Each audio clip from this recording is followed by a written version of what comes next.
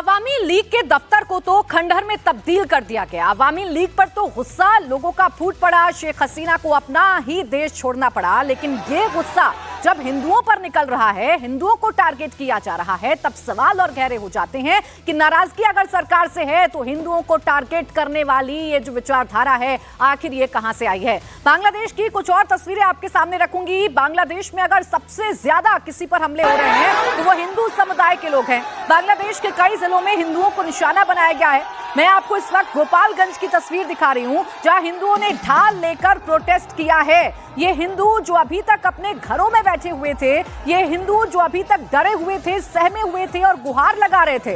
हिंदुओं को ऐसा लग रहा था कि शायद जब नई सरकार बन जाएगी, जब अंतरिम सरकार का गठन हो जाएगा तो हिंदुओं पर हो रहे हमले थम जाएंगे। लेकिन जब हमले नहीं थमे, जमात की तरफ से लगातार हिंदुओं को टारगेट किया गया, उनकी दुकानों को तोड़ा गया, उनकी हत्याएं की गई।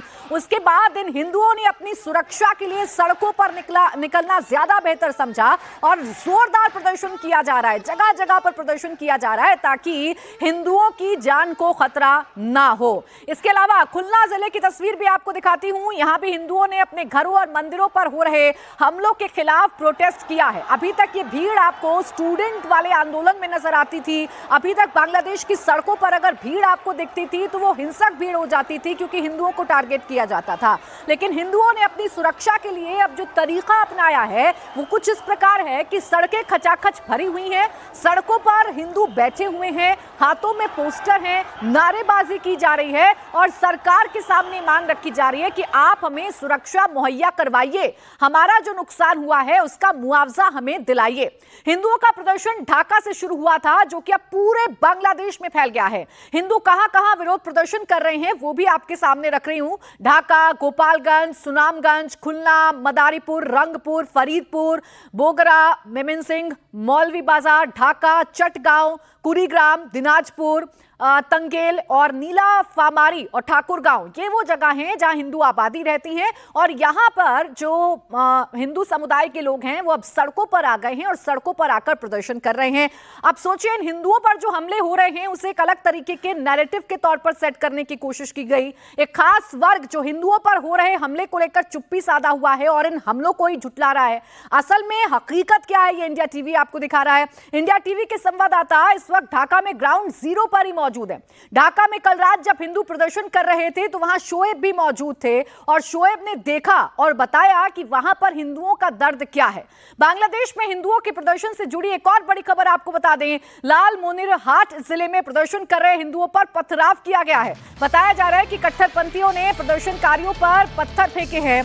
इस पथराव में कई हिंदू युवक घायल हो गए हैं। तो अपनी जान हथेली पर रखकर हिंदू उन सड़कों पर उतरा है जिन सड़कों पर उनकी जान को खतरा हो सकता है, और उसकी बानगी देखने को भी मिली है। जब हिंदू समुदाय के लोग प्रोटेस्ट कर रहे थे, अपनी सुरक्षा की मांग कर रहे थे, उस वक्त भी उन पर हमला किया गया, उस वक्त भी उन पर पथराव जो है वो किया गया है, उनकी जान लेने की कोशिश की गई है।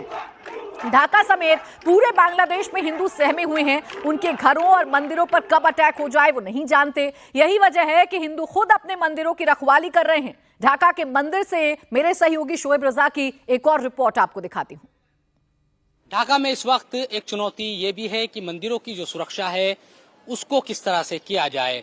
एक मंदिर में इस वक्त हम मौजूद हैं और ये जो मंदिर है ये लोकनाथ ब्रह्मचारी आश्रम है और यहाँ पर मंदिर भी है। लोकनाथ मंदिर ये कहलाता है, ढाका के बीचों बीच ये स्थित है। और ये बातें सामने आई है कि जब हिंसा बहुत ज्यादा बढ़ी थी तो मंदिर के आसपास भी काफी जो भीड़ है वो आई थी।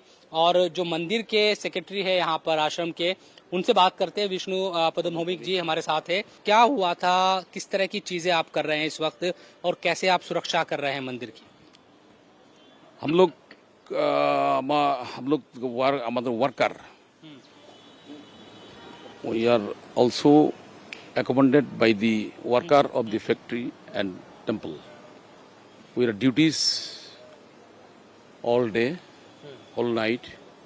आप पूरी रात यहाँ ड्यूटी करते हैं, पहरा लगाते हैं, क्योंकि अभी डर है आप लोगों को? Outdoor, indoor. अच्छा, बाहर भी और अंदर भी। आप बात करने के लिए तो आप ये बता रहे हैं कि करीब 5000 के करीब जो हिंदू आबादी है वो आसपास है इस मंदिर के, और वो पहरा दे रहे हैं। रात के वक्त पहरा दिया जाता है, बाहर भी और अंदर भी। और ये कोशिश की जाती है कि किसी भी तरह की यहाँ पर कोई अनहोनी ना हो। कोई अगर आए कोई भी, क्योंकि पुलिस नहीं है, सबसे बड़ी जो चुनौती है वो ये है कि पुलिस नहीं है। पुलिस जो सिस्टम है कोलैप्स हो चुका है। पुलिस किसी थाने में नहीं है, थानों को जला दिया गया है, बहुत सारे पुलिसकर्मियों को मार भी दिया गया है। उसके बाद पुलिस नहीं है ढाका में या बांग्लादेश में, इसीलिए बड़ी चुनौती लोगों के सामने कि खुद ही सुरक्षा कर रहे हैं और सतर्क रहकर जिंदगी को आगे बढ़ा रहे हैं।